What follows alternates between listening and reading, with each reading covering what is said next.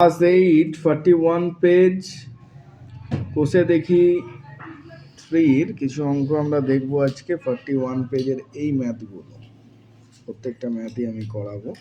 তো দেখো এক নম্বর 1a 7x equal to 14। 7x মানে আমরা কি বলতে পারি এখানে বলো, 7 ইন্টু এক্স ইকুয়াল টু 14। তাহলে শুধু x সমান কি হবে 14/7, that means 2. Answer is 2. Complete. Second math আছে এইটা 4p plus 32 equal to 0. p এর ভ্যালু বার করতে বলেছে, আমরা করব এখানে 4p plus 32 equal to 0। তাহলে শুধু 4p সমান কি হবে -32। তাহলে p সমান কি হবে -32/4, 4 8 32 মানে -8।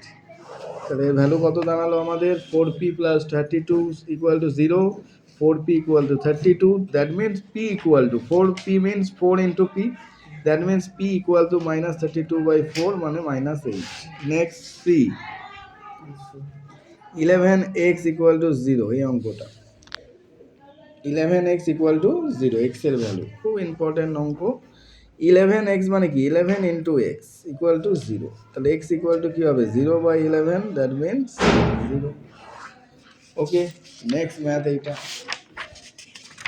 d এর ম্যাথটা আমরা করব 5m - 3 equal to 0। কি আছে 5m - 3 equal to 0, তাহলে m এর ভ্যালু কত, তাহলে 5m equal to 3টা এদিকে এলে কি হয়ে যাবে +3, তাহলে m equal to কি হবে +3/5, তাহলে অ্যান্সার কি হয়ে গেল +3/5।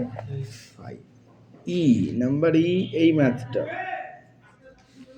পেজটা লক্ষ্য করে নাও 41 পেজ কোষে দেখি 3 কি করব 9y plus 18 equal to 0, that means 9y equal to -18, y equal to this signifies that 9y equal to 9 into y, -18/9, that means -2। okay, next math okay, if